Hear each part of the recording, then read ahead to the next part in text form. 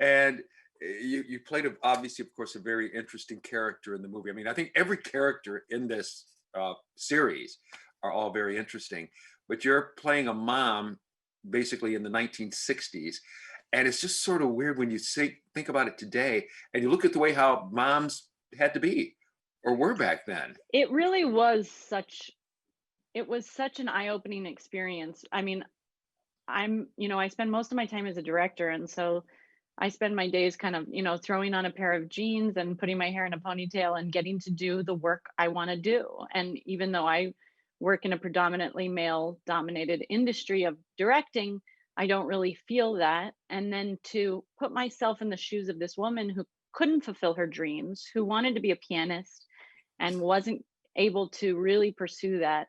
And just getting into her every day, I would go in at 4 in the morning and do 3 hours of pin curls and then have to put on pantyhose and high heels and all this stuff to make myself.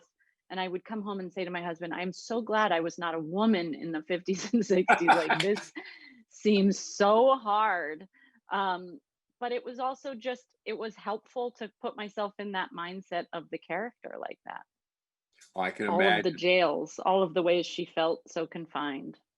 Right, because like I said, definitely under the husband's thumb, he Yeah. ran everything, and Yeah. basically, I just told her what to do. And I mean, the best part was when she did get to be a little bit free, where she could exhale. And that was so fun. I mean, that was such a fun thing to play too, a woman becoming kind of newly liberated in her freedom and just getting a little taste of it, that those were some of some of the most fun scenes to play because of course I could imagine it and it was just joyful. Right. And it's also different, when you think about it. Now, true enough, I'm quite sure a lot of this has gone on, with the COVID and all like that. But when she'd send her daughter off, get me 3 packs of, what were they, Lucky Strikes or what? Chesterfields, Chesterfield, yeah. yeah. And you're thinking, that was a day's ration. Oh yeah. And she was like, "You're a little young. I'll write a note so they'll sell you the cigarettes." Right. I know. I mean, those things, the era of the show is so fun. There's just no doubt. The costumes, the beautiful sets.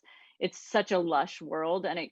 it's for, I think, these COVID days, are all of us in quarantine, it's a really fun escape to watch the show. It's really relatable and feels very real and very present. But going into that kind of Mad Men era world is just so fun right now. No, that's for sure. And then also, it's just great to see a young woman who is the king of her game. Yeah. And, especially at a time when the reality is wouldn't have really been able to do it. Totally. There's such an underdog story. I mean, it's like every good sports movie, right? You want to root for the underdog and you can get so invested. And she's just such an unlikely hero. Mhm. I think that's what I loved about all of the characters in this show. We're all really complex, full people. And it's not easy. Nothing comes easy, but it's all the more fun to watch. That it is. I'm going to watch it again. Mario, thank you very much for your time. Enjoyed speaking Yeah, with you. you And too. take care. Thank you. Enjoyed the movie. I mean, so many different, things that you bring out of this. And especially like your character and Beth's character, where you started out together in the orphanage and then, kind of split apart when she got adopted. But then when you met back up together as adults, that Hmm. was one line I really loved that your character said about, no, we're family. Yeah, And, family always does remember, don't they? yeah.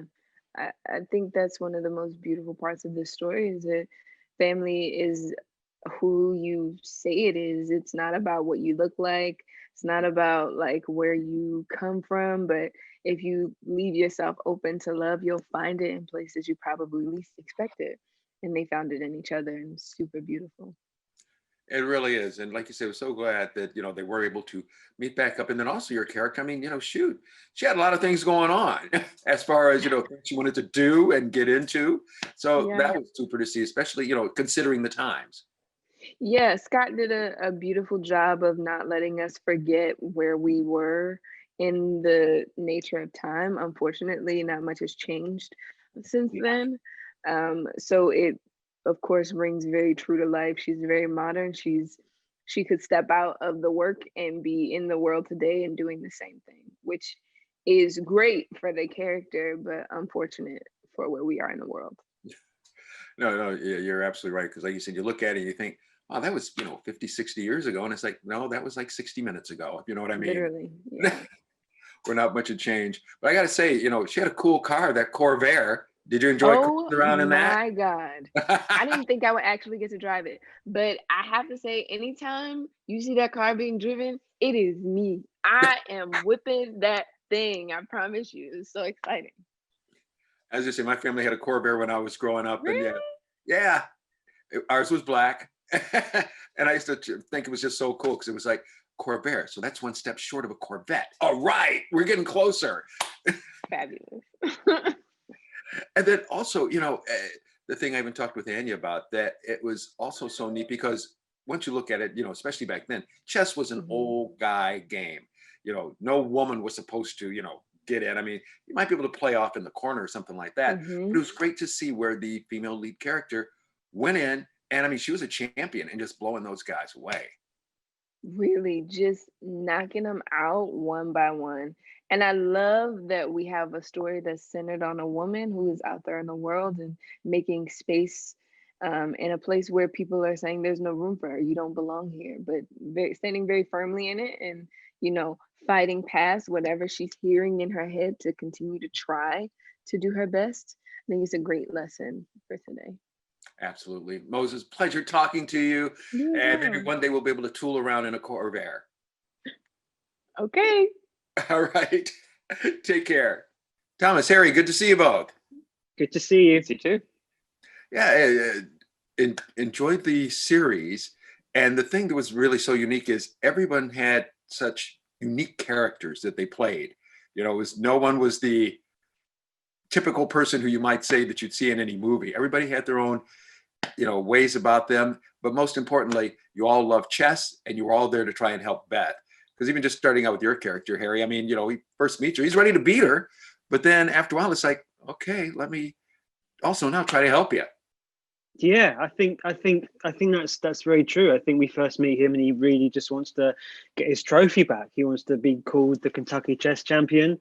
And that's all he wants. He doesn't care for this girl that's just walked into the hall.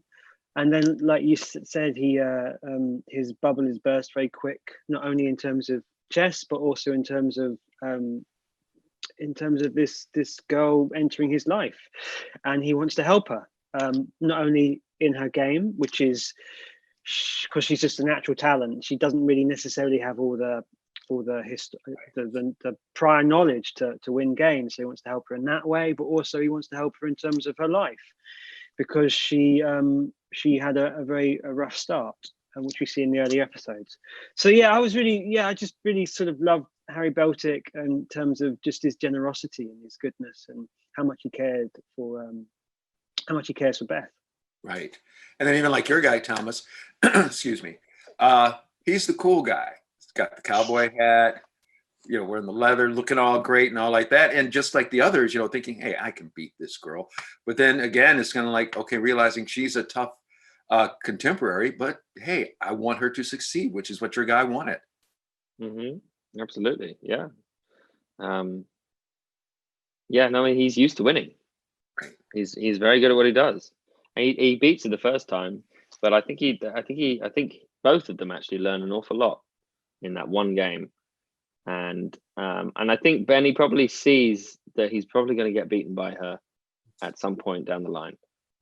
And when he finally does, he's very accepting of it, because for all the chess players that we met on set, I learned pretty quickly that they despise being beaten. It's a horrible, horrible feeling to be defeated. Mm-hmm. And that's all what it's about. It's about victory or defeat in chess. And I think he sees it coming quite early on, and so just tries to kind of get on board and be a part of Beth's career, her movement towards beating him, and hopefully, going on and beating many other people and becoming world champion. I mean, I think he sees that pretty early on. He knows chess very, very well, and I think he chooses Beth because she's an enigma. She's someone that she's different from the rest of the group, and he wants to impart all the knowledge he can so that she can go on and beat those Russians. There you go. And I was going to say, you guys were there to help. Very quickly, I just want to ask, did either of you guys, did you play chess already, or was this like just something new for you? It was something very new for me. I didn't play at all, so I had to learn very quick. So yeah, but I really relished the opportunity actually to get to know not only the logistics of playing chess, but also the world of chess, the community of chess, and how those brains operate. Fantastic. Well, gentlemen, thank you so much for your time. Enjoyed the movie. Take care and have a good rest of your day.